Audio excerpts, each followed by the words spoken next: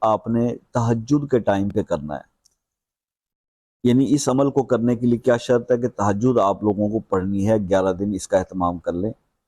تہجد کی نماز پڑھنے کے بعد آپ نے وہاں بیٹھ کر اب ترتیب کے ساتھ 100 بار آپ نے لا الہ الا انت سبحانک انی کنت من الظالمین یہ پڑھنا ہے، آیت کریمہ 100 بار آپ نے پڑھنا ہے۔ رب انی مسنی الضر وانت ارحم الراحمین 100 بار یہ آیت پڑھنی ہے۔ 100 بار آپ نے یہ آیت پڑھنی ہے وَأُفَوِّضُ أَمْرِي إِلَى اللَّهِ إِنَّ اللَّهَ بَصِيرٌ بِالْعِبَادِ 100 بار یہ آیت پڑھنی ہے۔ 100 بار آپ نے پڑھنی ہے حسبنا اللہ ونعم الوکیل ونعم المولا ونعم النصیر 100 بار پڑھنا ہے۔ اور 100 بار آپ نے پڑھنی ہے آخر میں یا رب انی مغلوباً فانتصر، یا رب انی مغلوباً فانتصر۔